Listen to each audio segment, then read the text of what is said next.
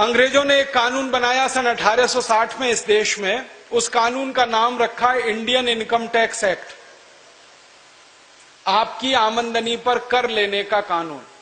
दुनिया के इतिहास में पहली बार भारत से यह शुरू हुआ, आमदनी पर कर लेने का कानून, इनकम पर टैक्स लेने का कानून। हिंदुस्तान के इतिहास में मैंने बहुत ढूंढा, कोई एक राजा ऐसा नहीं मिला जिसने कभी इनकम पर टैक्स लगाया। इस देश में तो ऐसे राजा हुए जो कहा करते थे कि इनकम को कभी भी टैक्स मत लगाओ, टैक्स लगाना है तो खर्चे पर लगाओ, एक्सपेंडिचर पे लगाओ। एक महान व्यक्ति हुए इस देश में जिनका नाम था आचार्य चाणक्य। संयोग से वो इस देश के प्रधानमंत्री बन गए और उन्होंने प्रधानमंत्री बनते ही एक व्यवस्था की कि किसी पर कोई कर नहीं होगा। ये उनकी फिलॉसफी थी। उनका कहना था कि जिस राज्य की प्रजा पर कर ज्यादा होता है वो राज्य भिखारी होता है। वो कहते थे कर लगा के राजा के हाथ में ज्यादा पैसा देना बहुत बड़े खतरे को निमंत्रण देना है। राजा का दिमाग कब खराब हो जाए और कब आपके दिए गए कर को वो बर्बाद करना शुरू कर दे, आप क्या करेंगे? इसलिए कहते थे पैसे लोगों के हाथ में रहने चाहिए, समाज के पास रहने चाहिए, राजा के पास कम से कम पैसे आने चाहिए, इसलिए कर कम से कम होना चाहिए। तो उन्होंने ये व्यवस्था दी थी। परिणाम जानते हैं क्या हुआ?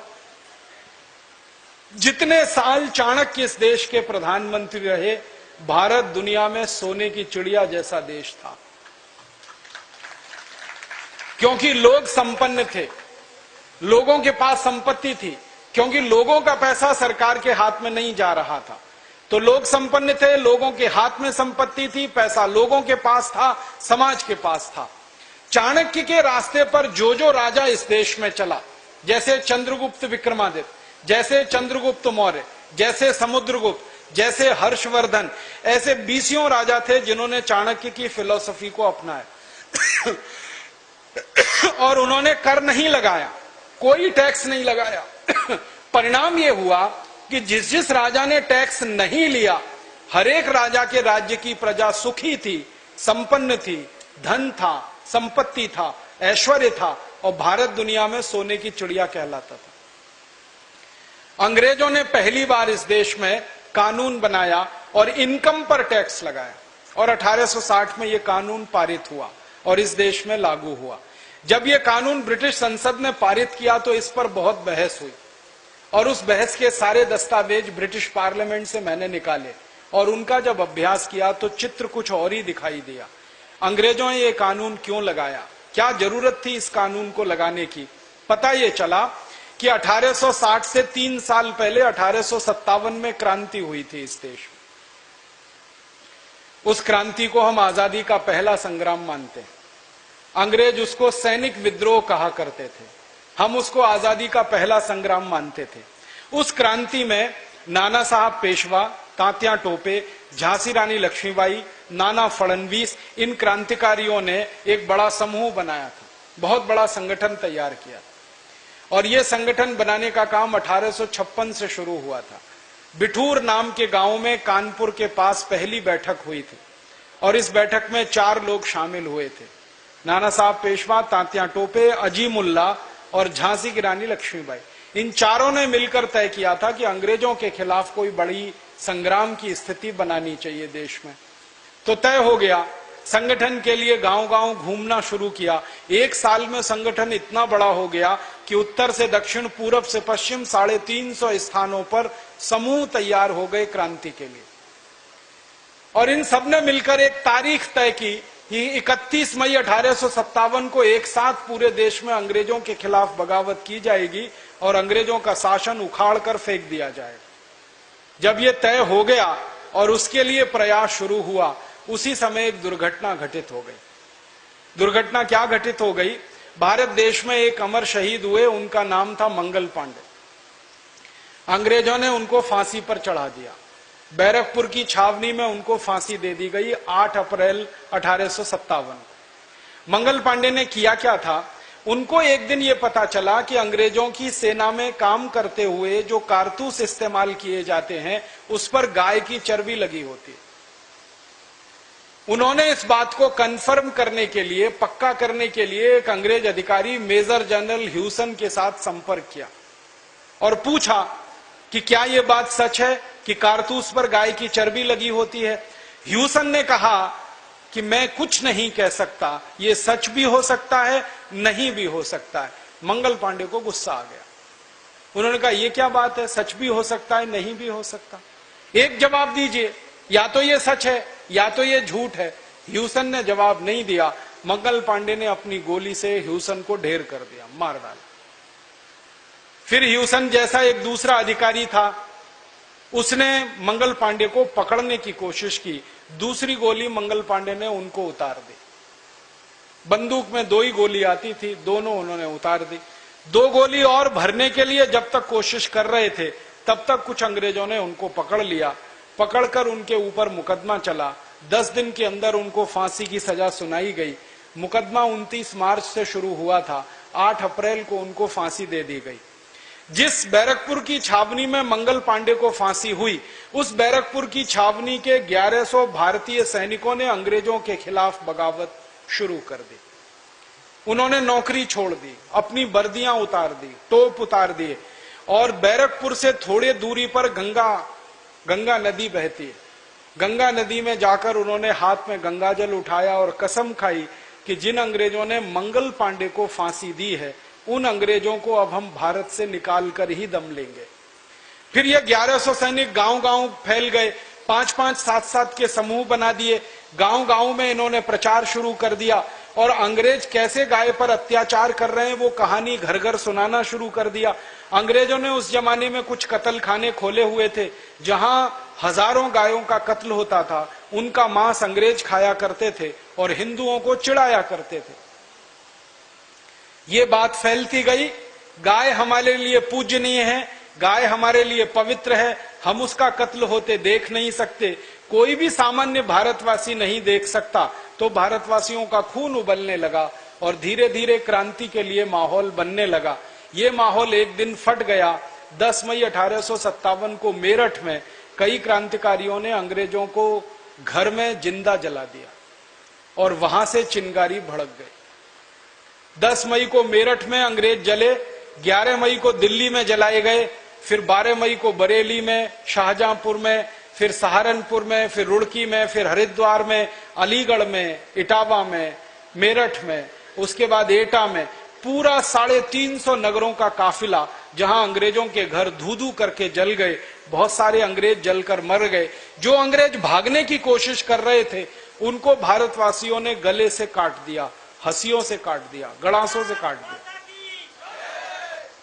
इस 1857 की क्रांति में सारे देश में 3,64,000 से ज्यादा अंग्रेज मारे गए।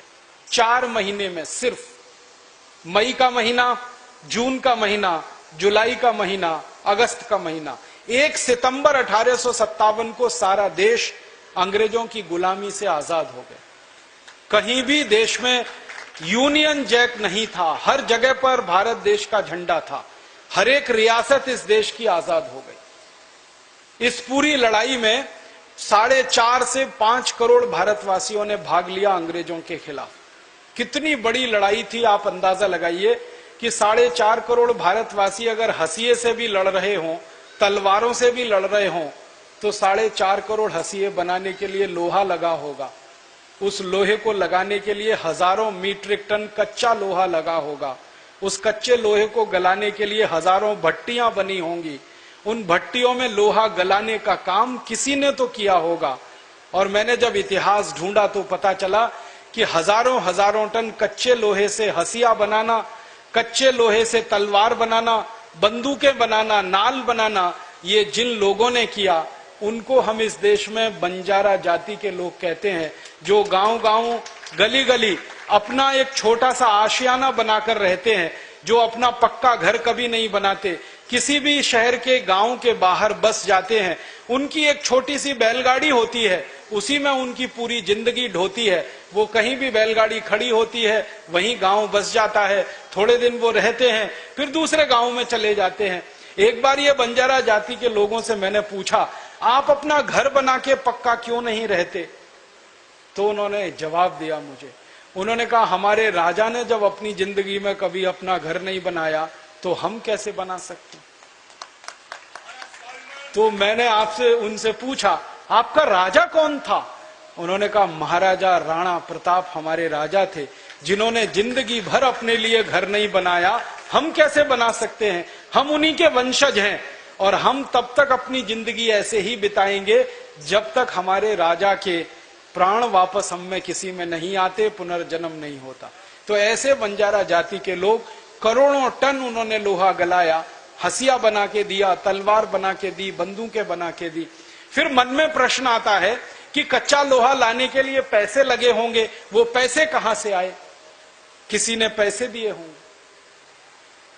तो समाज के व्यापारियों ने, उद्योगपतियों ने पैसे दिए। अंग्रेजों के दस्तावेज बताते हैं कि 1857 की क्रांति में 480 करोड़ रुपए खर्च हुए थे और उस जमाने के 480 करोड़ रुपए को आज अगर आप गिनना चाहें तो 300 से गुणा करना पड़ेगा। इतनी बड़ी रकम व्यापारी और उद्योगपतियों ने दान में दी। तो अंग्रेजों की संसद में बहस ये हुई कि आखिर इतना पैसा भारतवासियों के पास आया कहां से? तो भारतवासियों ने कहीं से ये कमाया, लूट के तो नहीं लाया। और वो कमाने का तरीका ये था कि 3000 साल से भारत के व्यापारी और उद्योगपति दूसरे देशों में अपना माल बेचने के लिए जाया करते थे और बदले में सोना और चांदी कमाकर लाया करते थे। भारत का कपड़ा बिकता था दूसरे देशों में। आपने कभी सुना होगा, ढाका की मलमल बनती थी, सूरत की मलमल बनती थी। मलमल का 15 मीटर का एक थान होता था, वो इतना नरम और मुलायम होता था कि तह बनाते बनाते आप एक माचिस की डिब्बी में उसको रख सकते थे। 15 मीटर का कपड़े का थान एक अंगूठी के छल्ले में से पूरा खींच कर निकाल सकते थे। इतनी बारीक बुनाई इस देश में हुआ करती थी। और वो कपड़ा बेचने जब भारत के लोग दुनिया भर में जाया करते थे तो आपको सुन के अच्छा लगेगा कि वो कपड़ा तराजू के एक पलड़े में रखा जाता था और उसके वजन के बराबर सोना दूसरे पलड़े में रखा जाता था। सोने के बदले में हम अपना कपड़ा बेचते थे। हमने कपड़ा बेचकर सोना कमाया इस देश में, हमने लोहा बेचकर सोना कमाया इस देश में। 36 तरह की वस्तुएं भारत की जाती थी बिकने के लिए, उसमें से सोना चांदी बह बहकर भारत में आता था। और 3000 साल भारत निर्यातक देश था दुनिया का। 33% से ज्यादा निर्यात भारत किया करता था दुनिया में। 27% से ज्यादा दुनिया की आमदनी थी इस देश की। उस कारण से देश सोने की चिड़िया हो गया था। तो अंग्रेजों की संसद में जब ये सारी बात बताई गई कि भारतवासियों के पास धन और संपत्ति कहां से आया, तो अंग्रेजों ने तय किया कि भारतवासियों के पास अब धन छोड़ना नहीं चाहिए, वरना ये धन अगर भारतवासियों के पास रहेगा दोबारा फिर क्रांति होगी, तीसरी बार फिर क्रांति होगी और हम तो भारत में राज नहीं कर पाएंगे। तो भारतवासियों का सारा धन छीन लेना चाहिए। इसके लिए अंग्रेजों ने कानून बनाया, इंडियन इनकम टैक्स एक्ट। और कानून में व्यवस्था यह की गई कि 100 रुपए किसी भारतवासी के पास हैं आमदनी के, तो 97 रुपए उससे छीन लिए जाएं। इनकम टैक्स 97% लगाया गया। फिर उससे अंग्रेजों को संतोष नहीं हुआ। अंग्रेजों की संसद ने और एक फैसला किया कि भारत का उद्योगपति और व्यापारी कोई भी सामान का उत्पादन कर रहा है तो उसके उत्पादन पर भी कर लगाना चाहिए, एक्साइज ड्यूटी। वो 350% उन्होंने लगाई। फिर उन्होंने एक और फैसला किया कि अंग्रेजों के देश भारत के व्यापारी अगर कोई माल बेचते हैं उत्पादन करके तो बेचने पर कर लगाना चाहिए, टैक्स। उसको सेल्स टैक्स कहा। मुनाफा कमा रहे हैं तो इनकम टैक्स, बेच रहे हैं तो सेल्स टैक्स, उत्पादन कर रहे हैं तो एक्साइज ड्यूटी, माल को एक गांव से दूसरे गांव लेकर जा रहे हैं तो octroi tax, road tax, toll tax, municipal corporation tax, house tax, property tax, 20 तरह के टैक्स उन्होंने लगा दिए। उद्देश्य एक ही था, लूटना है भारतवासियों का पैसा। अब अंग्रेज ये सारा पैसा लूट लूट कर भारतवासियों से लंदन ले जाने लगे और इस देश की टैक्स व्यवस्था के चलते 100 साल के अंदर भारत सोने की चिड़िया से कंगाल देश बन गया, भिखारी देश बन गया।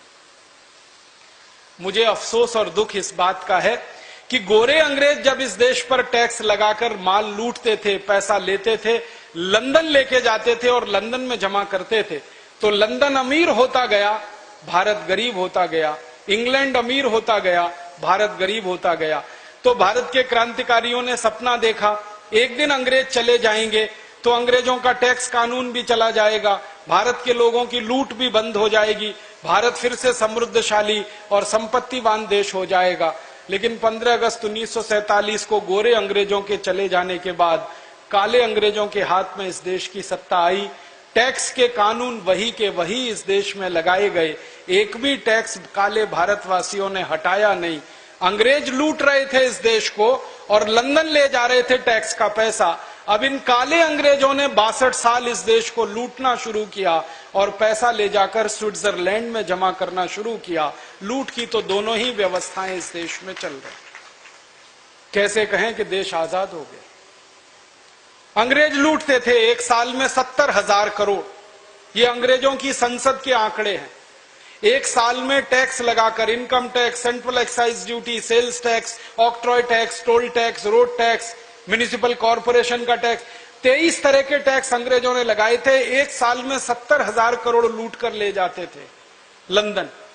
अब इन काले अंग्रेजों ने इस देश में आजादी के 62 साल के बाद 64 तरह के टैक्स लगाए हुए हैं और हर साल 20 लाख करोड़ रुपए देश से लूट रहे हैं और लूट कर ये धन स्विट्जरलैंड की बैंकों में जमा कर रहे हैं।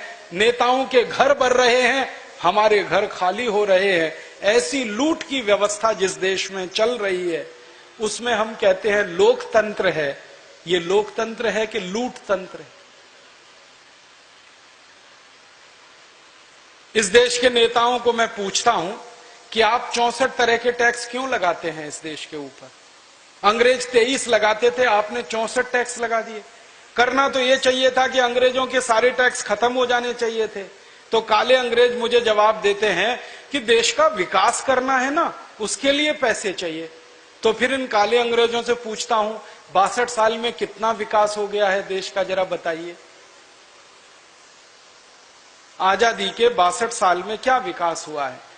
मैं आपको सरकार के आंकड़े बताता हूं। आजादी जब मिली 1947 15 अगस्त को, तो इस देश में 4 करोड़ 50 लाख लोग गरीब थे। अब आजादी के 62 साल के बाद इस देश में 84 करोड़ लोग गरीब हो चुके हैं। हमारे देश की जो वर्तमान सरकार है डॉक्टर मनमोहन सिंह की, इस सरकार ने एक कमीशन बनाया था। उस कमीशन का नाम है अर्जुन सेन गुप्ता कमीशन। उस कमीशन ने 5 साल इस देश में सर्वेक्षण किया और सर्वेक्षण के बाद बताया कि 84 करोड़ भारतवासियों की एक दिन की आमदनी 20 रुपए से कम है, इसलिए वो सब गरीबी की रेखा के नीचे हैं। आजादी आई थी तो 4.5 करोड़ गरीब थे। आजादी के बाद 84 करोड़ गरीब हो गए। गरीबी 21 गुना बढ़ गई इस देश में। काले अंग्रेजों को मैं पूछता हूं गरीबी इतनी क्यों बढ़ गई इस देश में, तो मूर्ख बनाने वाला उत्तर देते हैं और वो समझते हैं कि जैसे मैं तो मूर्ख बन जाऊंगा। वो मुझे उत्तर देते हैं नेता इस देश के, वो कहते हैं जी आबादी बढ़ गई इस देश की इसलिए गरीबी बढ़ गई। फिर मैं उनसे कहता हूं अच्छा बताओ आबादी कितनी बढ़ गई? हम आजादी के समय 32 करोड़ थे, अब आबादी में 115 करोड़ हो गए। हमारी आबादी लगभग 3.5 गुनी बढ़ गई, या मान लो 4 गुनी बढ़ गई, तो गरीबी 4 गुनी बढ़नी चाहिए, तो गरीबी 16 करोड़ होनी चाहिए। ये 84 करोड़ कहां से हो गई? तब वो जवाब नहीं देते। फिर मैं जवाब देता हूं, मैं कहता हूं इसका उत्तर मेरे पास है, आपके पास नहीं है।